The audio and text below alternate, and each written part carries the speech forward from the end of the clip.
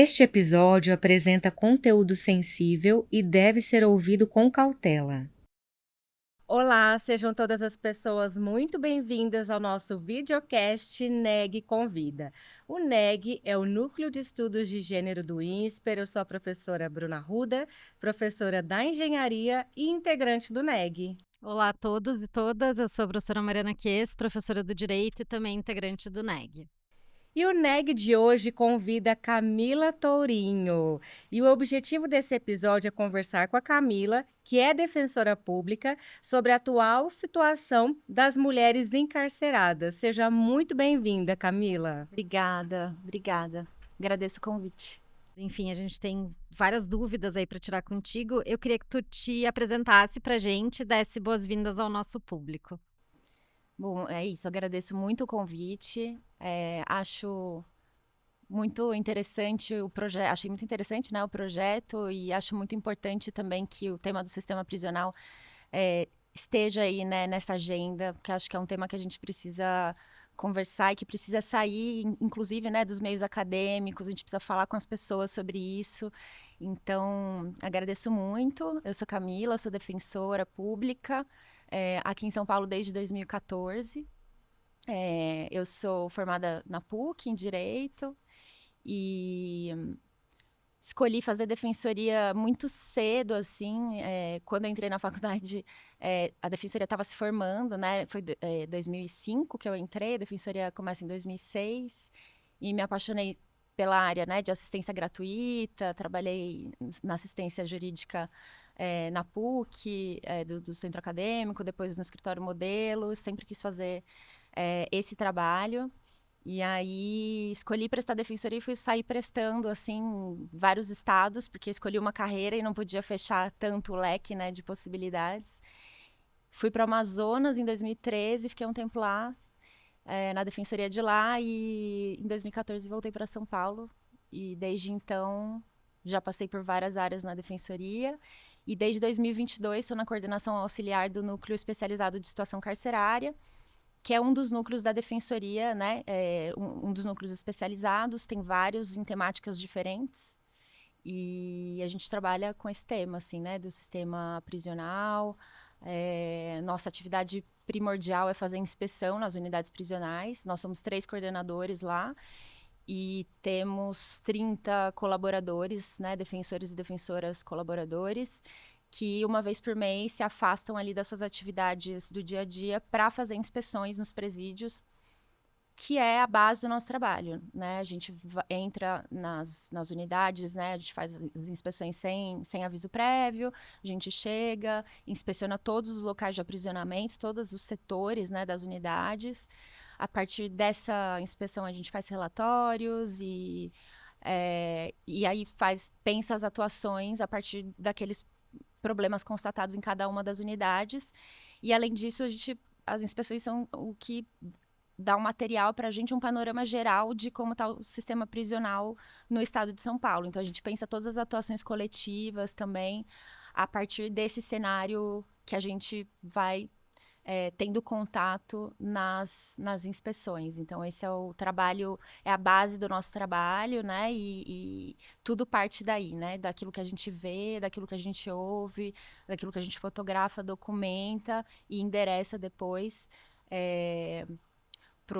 para a Secretaria de Administração Penitenciária, para o Judiciário, enfim, para diversos atores ali responsáveis por mitigar, né, aquelas violações de direitos que a gente encontra ali. Muito bom.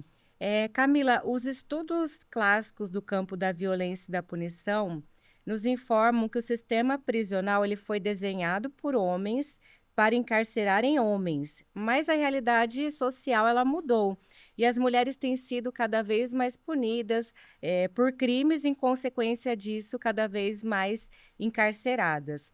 Então, quais são as principais consequências disso para as mulheres encarceradas hoje no Brasil? O encarceramento feminino, ele tem uma característica, né, muito peculiar, né, que é o que a gente observa das pesquisas, dos números, né, dos dados, que é um crescimento absolutamente desproporcional mesmo em comparação, né, ao encarceramento masculino. O último dado que eu tive contato, por conta do Pena Justa, né, que foi recentemente lançado e homologado pelo STF, que de 2000 a 2023, o encarceramento feminino subiu mais de 4 vezes, né, ele quadruplicou. É um crescimento realmente muito acelerado em comparação ao encarceramento masculino.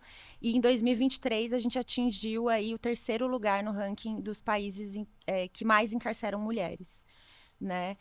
E aí o cenário nacional é que a gente tem aproximadamente 30 mil mulheres presas e 1/3 dessas mulheres está no estado de São Paulo. Então, aqui no estado de São Paulo, a gente tem realmente um cenário que reflete o panorama geral também, né? De todas as pessoas presas no Brasil, 1/3 da população carcerária em geral está no estado de São Paulo. Enfim, eu acho que tem diversos fatores, né? É multifatorial, mas a gente tem uma política de segurança pública bastante intensa e que aposta numa guerra às drogas, né? Que a gente sabe que é bastante falida. E a gente tem um judiciário muito conservador, né? Que encarcera pessoas que não deveriam estar encarceradas, que desencarcera muito pouco e muito lentamente. E um Estado também que investe muito pouco em políticas para pessoas egressas. Né? O relatório, o estudo que o Justa fez em 2022 demonstra isso, né? Que eles chamaram de o funil do orçamento, né?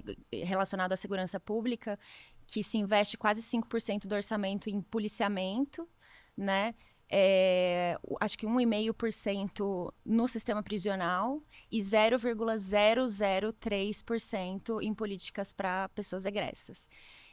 Então, a situação, ela é isso, é uma situação que vai virando uma bola de neve mesmo, né? As pessoas egressas acabam não tendo nenhum atendimento ali nenhum cuidado, nenhuma atenção nesse momento pós-prisão, né? E aí o encarceramento feminino tem essa característica, então, de um crescimento muito exponencial, né? Com relação ao encarceramento masculino. E isso, assim, as pesquisas que eu já li, da atuação na defensoria também, se deve muito à lei de drogas, né? De 2006, que pretendia, né, de algum modo prever ali um tipo penal específico, um redutor de pena para pessoas primárias com pouca quantidade de droga, mas como não existem parâmetros objetivos para discriminar quem se enquadra ali nesse perfil e os grandes traficantes, acaba que muita gente acabou sendo mais encarcerada, né? A lei de drogas teve um efeito reverso, na verdade, na prática, né? Porque como essa linha ela não é muito objetivamente traçada, fica muito subjetiva ali na análise da pessoa que está julgando, né? Dos juízes e juízas, quem teria direito ali ao redutor de pena, que levaria a uma pena em regime aberto, né, uma prestação de serviço e tal, e acaba por se optar, né, enquanto uma política mesmo, de encarcerar muito mais. E aí é isso, o encarceramento feminino tem esse dado muito marcante, que é um dado da SAP do ano passado, da Secretaria de Administração Penitenciária, né, é que 52% das mulheres estão presas por tráfico. Então, é bastante gente, né? É mais da metade. E, pegando o dado geral, 65% das mulheres estão presas por crimes sem violência. Então, 52% por tráfico.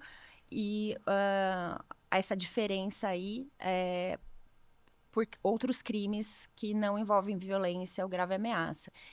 Então, essa escalada, ela leva tanto... Ela leva a uma superpopulação carcerária que vai também precarizando, degradando ainda mais as condições do cárcere, em geral, né? Quanto mais gente presa, menos gente proporcionalmente vai estar atendida ali dentro em termos de estudo, em termos de trabalho. Você tem uma precarização também da questão de alimentação, itens de higiene, né? Tudo vai ficando absolutamente precarizado. E uma marca também do Estado de São Paulo, que apesar de ter aderido à política nacional, né, de atenção à saúde referente ao sistema prisional, né, que é a PNASP, não, nas unidades prisionais não existem equipes mínimas instaladas nos termos dessa política. Então, o atendimento de saúde também é bastante precarizado, né? É, é uma marca também de unidades femininas. A gente nota nas inspeções assim uma alta taxa de medicalização dessas mulheres, né? Tem um sofrimento ali que é imposto pelo encarceramento feminino que ultrapassa só a privação de liberdade, né? Porque essas mulheres, grande parte delas, 70% mais ou menos, têm filhos, né? Muitas delas são chefes de família, né? Trabalhavam fora, colocavam dinheiro ali naquela família para o sustento dos filhos, às vezes dos pais, de irmãos, irmãs. E aí o encarceramento dessas mulheres gera todos esses impactos, né? Também nessas pessoas que ficam aí do lado de fora, especialmente na relação com os filhos, né? Esses filhos que vão ficando ali ou com outras pessoas da família, que às vezes não têm também condição de sustentar aquela criança ou de prover o cuidado, né, que é necessário. Ou quando não tem essas pessoas, essas crianças vão para o serviço de acolhimento, muitas vezes passam por processo de destituição do poder familiar, né, que é quando a criança é retirada ali daquela família e, num segundo momento, colocada para adoção. E aí a gente fala que é uma pena perpétua, né, porque quando a criança vai para adoção, depois a mãe sai da cadeia, ela vai procurar e a criança está com outra família. E é um processo irreversível, né? Então, tem todos esses impactos bastante intensos, drásticos. A gente vê essas mulheres muito em sofrimento por conta desse rompimento dos vínculos familiares. E então o encarceramento feminino tem toda essa complexidade, né? É muita coisa, né. Até prendi um pouco a respiração. Camila, tu falou um pouco dos dados, né, os dados que a gente também pesquisou um pouco do Sisdepem, né, do Ministério da Justiça falam, né, 30.000 mulheres encarceradas no Brasil, sendo 9.000 aqui em São Paulo. Tu já falou também um pouquinho desse perfil, né, que elas estariam presas, a grande maioria por tráfico e aí mais ainda por crime sem violência. E aí explicando talvez para os nossos ouvintes que não são da área, um crime sem violência é aquele que não pressupõe de fato uma violência, né, a gente tá falando de um furto, de um crime contra o patrimônio que, né, não tem uma violência em contra a pessoa que está sendo vítima, muito menos homicídio, estupro, etc. Mas tu consegue nos explicitar um pouquinho mais o perfil dessas mulheres em termos de perfil socioeconômico, assim, elas são mulheres brancas, elas são mulheres pretas e pardas, ou elas são, enfim... Eu mais ou menos sei, porque a gente, né, eu trabalho com isso, mas eu acho que é bem importante, né, para os nossos ouvintes entenderem quem é essa mulher que está sendo encarcerada. Uhum. Essa questão dos dados, acho que é muito delicada, assim, porque eu fui pesquisar outro dia para atualizar uma petição, né? O Infopem Mulheres, foi um relatório que eles lançaram, que a Senapem, agora a Senapem, né? Lançou há um tempo atrás, fazendo uma análise do encarceramento feminino. O último é de 2017. Então, assim, dados nacionais, tem pouquíssima coisa. Então, assim, o que eu consegui de mais atual, assim, é um levantamento da SAP mesmo, da Secretaria de Administração Penitenciária, que mostra que 55% das mulheres que estão presas são mulheres negras, né? Aproximadamente 40% sem ensino fundamental completo, e são mulheres jovens, né? Quase 50% até 29 anos. Então, esse é mais ou menos o perfil, assim, dessas mulheres, né, que estão encarceradas aqui no estado de São Paulo. Aqui no estado de São Paulo são 15 unidades prisionais femininas, são 9 penitenciárias, um centro de detenção provisória, um centro de progressão penitenciária, que é o regime semiaberto, né, e 4 CRs, né, centros de ressocialização, que são unidades menores para perfis específicos, assim. Então, é mais ou menos esse o perfil. E como eu falei, quase 70% dessas mulheres são mães, né? Então, isso é também bastante marcante do perfil aí dessas mulheres. A gente vê, então, assim, é razoavelmente parecido com o perfil dos homens, né? Do encarceramento masculino. O que diferencia mais, assim, é essa questão realmente da maternidade e a questão também dos crimes sem violência, que é muito mais, a taxa é muito mais alta com relação às mulheres do que com relação aos homens. Porque aí os homens a gente estaria falando que eles também, né, tanto quanto o tráfico, também o roubo, né, um crime que prende muito os homens. Ainda assim, são mais crimes sem violência do Sim. que, mas menos do que as mulheres, né? Acho que roubo estava numa média de 29, 30%. E um outro dado também, né, que eu tive acesso é que 45% mais ou menos dessas mulheres são presas provisórias, né? Que explicando assim, né, são as mulheres que ainda estão respondendo ao processo, que não tem uma condenação definitiva, que é uma fase ali do processo que, em tese, a prisão tem que ser excepcional, porque a gente tem uma presunção de inocência que é garantida aí pela Constituição, né? Ainda assim, 45% são presas provisórias. Então, isso gera... também é um dado bastante marcante, né? Como a prisão não é aplicada excepcionalmente, como a lei prevê, né? A gente tem no Código de Processo Penal diversas medidas alternativas à prisão, né? Medidas cautelares que os juízes podem aplicar enquanto o processo ainda está tramitando, enquanto deveria ser garantida essa presunção de inocência, mas a gente vê que são muito pouco aplicadas, né? Então, acho que isso também é bem, bem marcante. Bem relevante, né? Eu queria aproveitar que tu falou muito do perfil agora dessas mulheres e pensando que elas são, a maioria tá lá e não cometeu um crime com violência ou grave ameaça à pessoa, existe, né, toda uma literatura que debate a dupla punição da mulher quando ela comete um crime. Primeiro porque ela cometeu um crime e aí, portanto, a sociedade não quer que ela cometa um crime, então ela vai ser punida, mas também porque ela cometeu um crime sendo mulher. Isso existe? Vocês enxergam isso? Porque, né, a minha área é muito mais a infância e juventude, aí pensando na infância infracional, e eu vejo as meninas serem duplamente, triplamente, às vezes, porque meninas também, punidas. Isso se vê aí nessas inspeções, assim, uma mulher talvez esteja presa e um homem, pelo mesmo crime, exatamente igual, estaria numa medida alternativa à prisão, por exemplo. Com certeza, assim.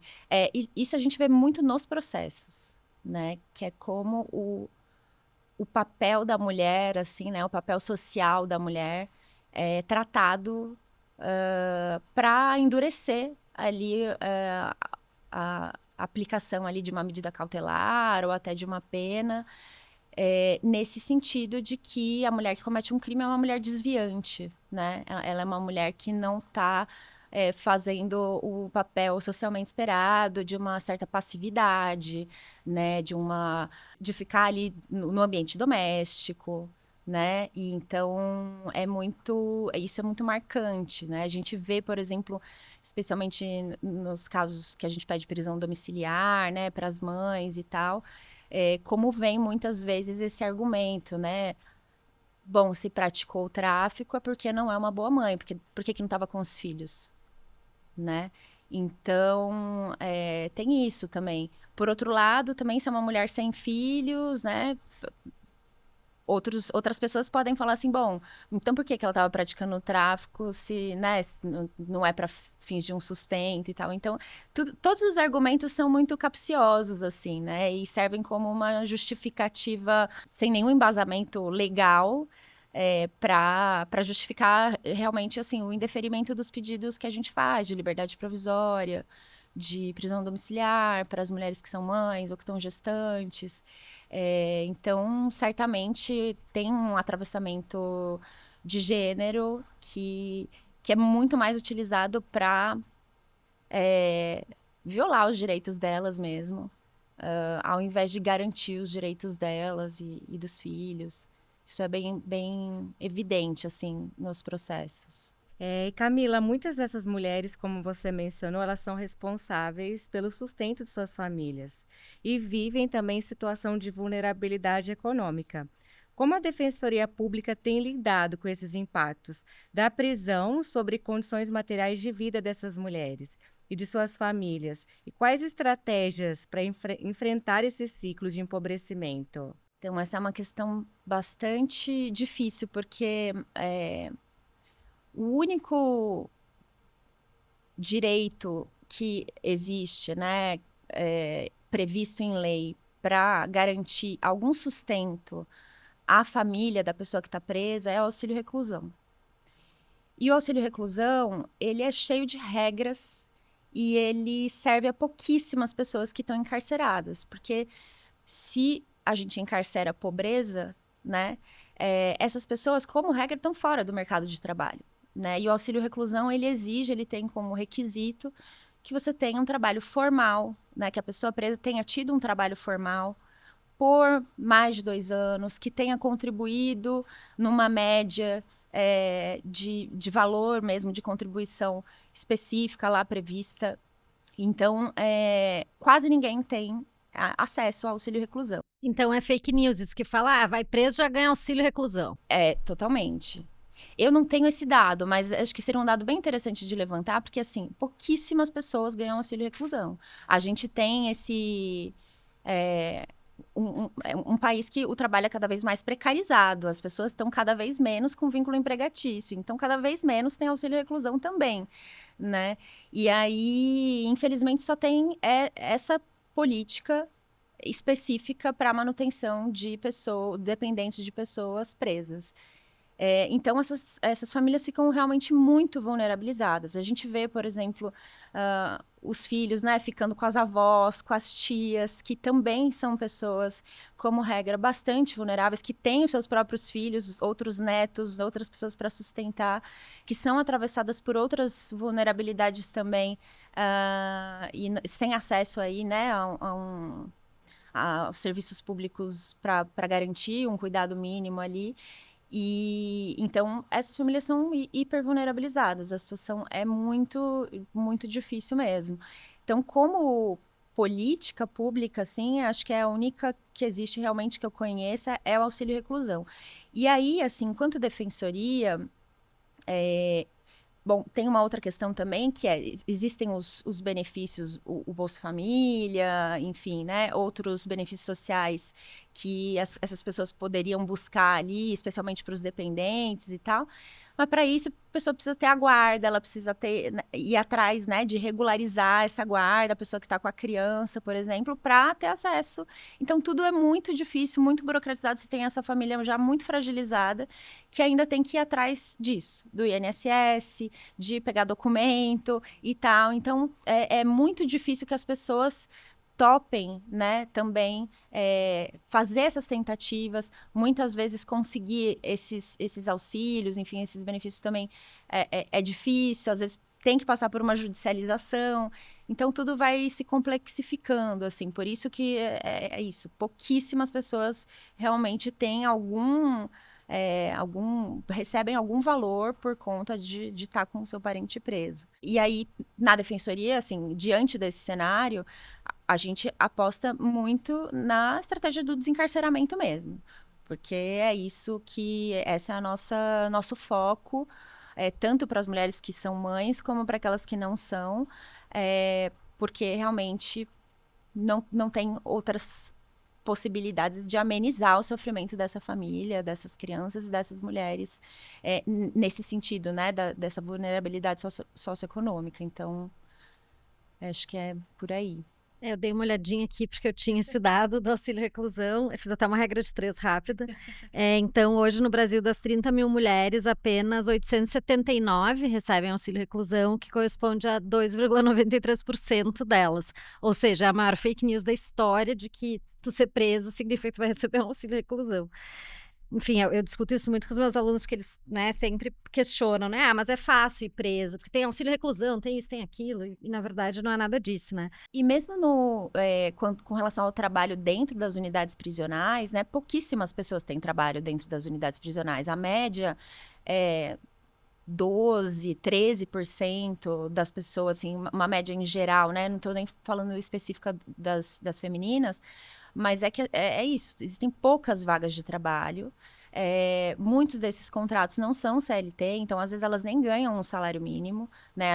Às vezes tem alguns contratos que são por produtividade, então são valores muito ínfimos que elas recebem dentro das unidades, que também não conseguem ajudar com esse trabalho as famílias que estão do lado de fora, né? Às vezes o que elas usam mais o valor quando tem algum trabalho é para comprar itens básicos ali de higiene, né, de alimentação dentro da unidade que elas compram por meio do pecúlio, né, que é esse valor que elas recebem como contrapartida do trabalho. Então é isso. Mesmo o trabalho dentro das unidades prisionais, quando tem, não consegue apaziguar, né, minimizar essa situação de vulnerabilidade das pessoas que estão do lado de fora, né? E a gente também percebe que as mulheres recebem poucas visitas, né? Eu acho que isso entra até na sua pergunta anterior, que é esse papel social da mulher, né? As famílias rompem também, muitas vezes, com essas mulheres, né? As mulheres recebem pouquíssimas visitas. Então elas ficam ainda mais sem contato ali com o mundo externo, sem uma notícia sobre o seu processo.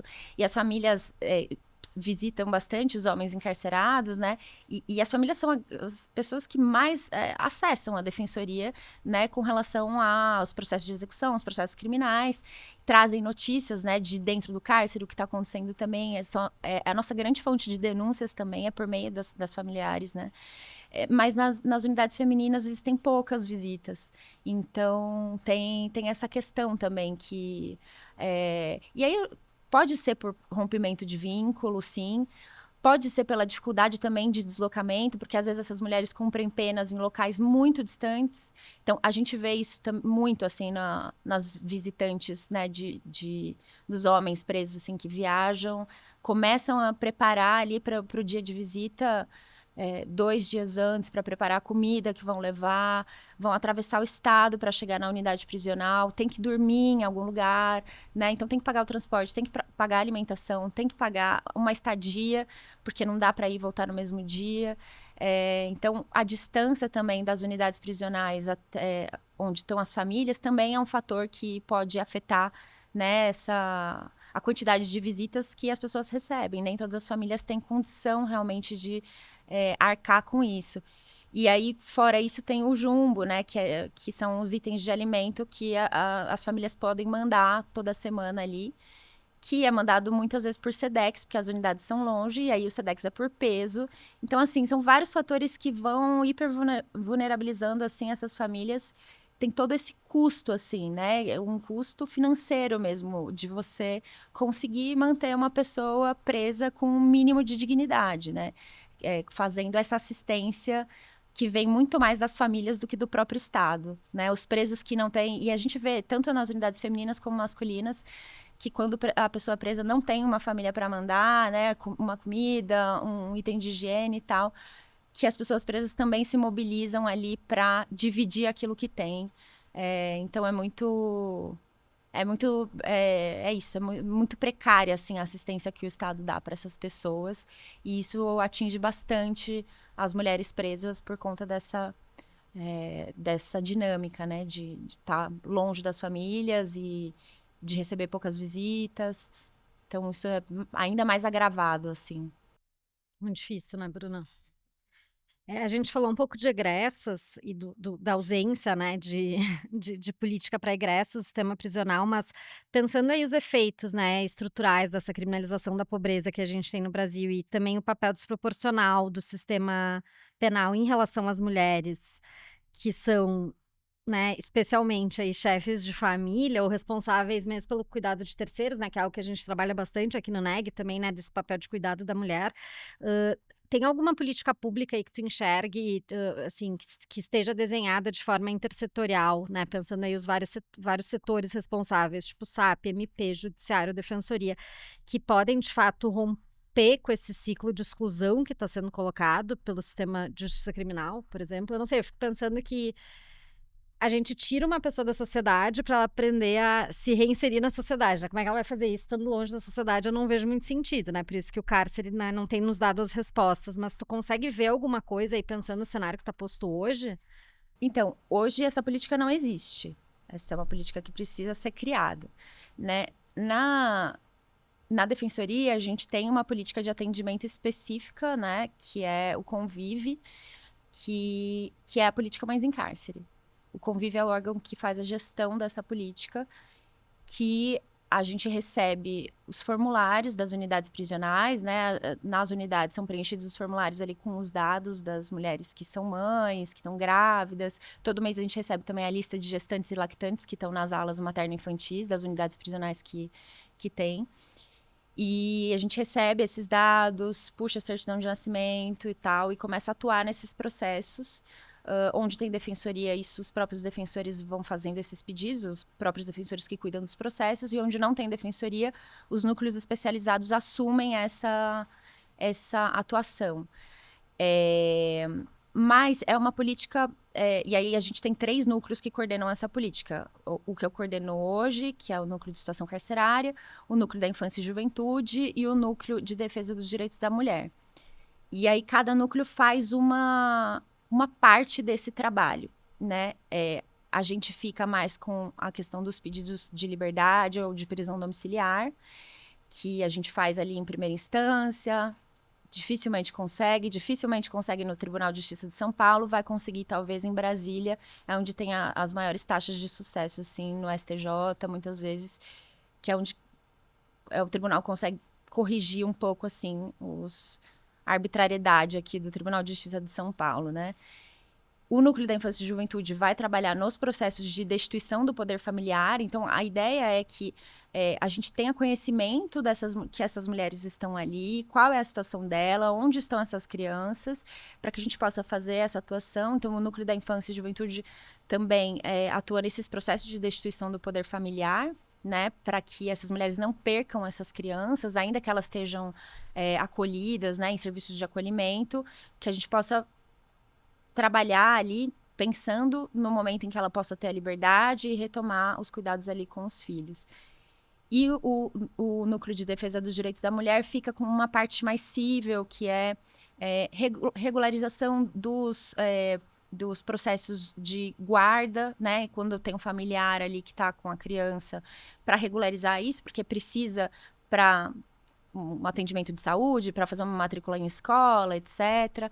Tem também, a gente trabalha em conjunto aí com a questão de garantia do acompanhante no parto, né, ou da acompanhante no parto da mulher que está presa, que vai parir dentro da prisão. O nosso último relatório de 2023 para 2024 mostra que 162 mulheres pariram presas no intervalo de um ano, de setembro de 23 a setembro de 24, aqui em São Paulo.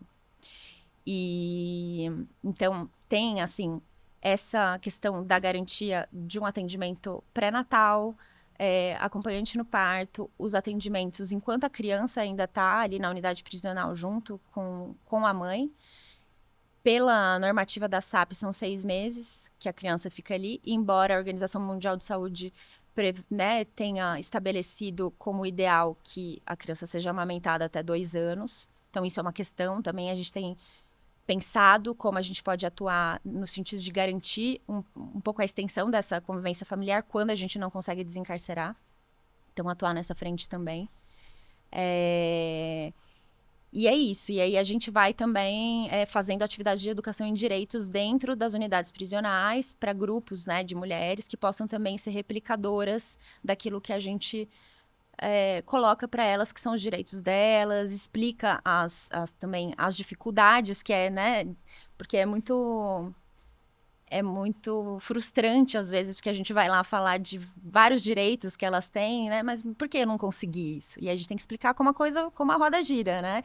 Como a coisa funciona, que a gente faz os pedidos, mas que tem um judiciário, né? Que muitas vezes atrapalha bem, né? A obtenção desses direitos.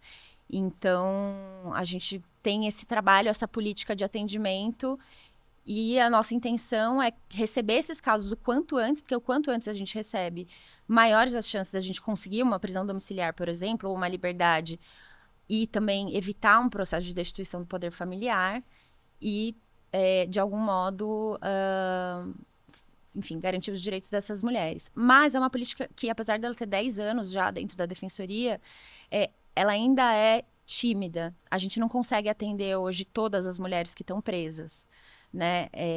A gente fica dependendo um pouco dessa informação chegar na defensoria. Então, tem vários furos que a gente vai tentando paulatinamente ir sanando, assim, e vendo como a gente pode abranger cada vez mais mulheres, como a política pode aumentar, mas também é uma política que precisa de um investimento da instituição, né? Então, a gente espera aí que no futuro próximo possa ter uma defensora específica coordenando a política, que hoje não tem. Tem os núcleos que estão ali perto, mas a gente tem todas as outras atribuições. Então, alguém olhando especificamente ali para essa política, acho que seria bastante importante, e ampliando ela, né? A gente também dando devolutivas para essas mulheres, né? Porque por conta de não terem muitas visitas, elas não sabem o que está acontecendo no processo. Muitas vezes os pedidos estão sendo feitos, a coisa está sendo... Tá caminhando, mas a gente fica com muita dificuldade de conseguir também dar essa devolutiva para elas. Então, isso é uma coisa que agora a gente vai estar tentando desenhar um fluxo melhor de devolutiva para elas. A falta de informação para uma pessoa que está presa é torturante, assim. A gente vê que é um fator de ansiedade, de adoecimento, assim, muito grande. Simplesmente não saber como está a sua situação, quando você vai atingir o lapso para progredir de regime, né? Então é isso, assim. Eu acho que a política Mães em Cárcere, e a política Mães em Cárcere da Defensoria é muito reconhecida por essas mulheres presas. Elas falam, eu queria um Mães em Cárcere, né? Então, é isso. A gente precisa ampliar e fortalecer. E eu não conheço nenhuma outra iniciativa nos outros órgãos do sistema de justiça, né? Assim, no Poder Judiciário, por exemplo, né? No sistema lá que a gente acessa, os processos que são majoritariamente digitais hoje não tem nenhuma tarja específica para marcar que aquele processo tem uma pessoa que é mãe ou que está gestante, né? Que precise, quer dizer, uma situação que precisa ser olhada e cuidada ali com prioridade. Tem um bebê encarcerado junto Que com a tem um mãe. bebê encarcerado junto com a mãe, exatamente. Então, assim, é bastante difícil nesse sentido, né? Não existe nenhuma, assim, articulação específica para priorizar e para aprofundar a análise desses casos. A gente tem também, acho que uma coisa que também precariza muito é que nas unidades prisionais tem uma diminuição, um enxugamento das equipes técnicas que existem dentro das unidades. Então, psicólogos, assistentes sociais, que poderiam, por exemplo, fazer uma articulação com os serviços que estão no território, né? Saber como é que está aquela criança, com quem ela está, enfim, e fazer uma comunicação, né, com os outros órgãos do sistema de justiça. Isso também não existe. Essas equipes hoje estão tomadas aí pelas determinações de exames criminológicos, né, que é uma outra questão que só vai fazer o encarceramento subir também, né? O exame criminológico é aquele exame que os juízes determinam quando a pessoa tem direito à progressão de regime, né? E aí querem que assistente social e psicólogo façam ali um exercício de futurologia, basicamente um relatório sobre aquela pessoa, dizendo se eles acham que deve ou não progredir, né? Um exame que, enfim, já foi muito duramente criticado pelo próprio Conselho Federal de Psicologia, pelos conselhos regionais, o Conselho de Serviço Social também, por não ter base científica nenhuma, né? Mas essas equipes hoje estão tomadas com isso, ao invés de estarem fazendo essa articulação dentro e fora do cárcere, né? De dentro para fora, de fora para dentro. Então, e aí é isso. Eu acho que mesmo a nossa política de atendimento lá na defensoria, a gente pouco consegue fazer em termos de articulação interinstitucional, né? O Convive hoje não tem um CAN, né? Um centro de atendimento multidisciplinar, que acho que também é um outro foco que a gente deve ter, porque isso ajuda muito nessa articulação tanto com as unidades prisionais como com os serviços dos territórios. Então é isso, assim, acho que o que eu conheço hoje é realmente uma ex-em-cárcere da Defensoria, que tem todos esses problemas, todas essas questões que a gente vai tentando superar pouco a pouco, mas também que depende de um investimento da própria instituição, né, em ampliar a equipe, colocar, né, pessoas para se dedicar exclusivamente, porque tem muito trabalho a ser feito. Muito trabalho a ser feito, assim, preventivo, inclusive, né? De atendimento de saúde para essas mulheres, enfim, que a gente precisa realmente, que a gente precisa avançar. Uau! Muito Então, bom. muito bom. É muita coisa, né? A gente acha que é só falar de mulher e cárcere, mas é criança, é território, é tudo. Bom, para encerrar, então, infelizmente a gente tem que encerrar. Eu É. ficaria aqui horas ouvindo. Queria te agradecer, Camila, pela participação aqui no nosso terceiro episódio do NEG Convida, que teve o objetivo, né, como objetivo principal, falar então sobre o encarceramento feminino. Não sei porque que eu tô sorrindo, porque na verdade eu fiquei deprimida depois de que eu ouvi. Espero que vocês tenham gostado. Eu faço convite para vocês assistirem ao 4º episódio, que é sobre masculinidades e violência. Muito bom. E nos sigam também nas redes sociais, através do QR Code que está disponível nas telas e através do e-mail estudos.genero@insper.edu.br. Muito obrigada, Camila, e até o próximo episódio. Obrigada.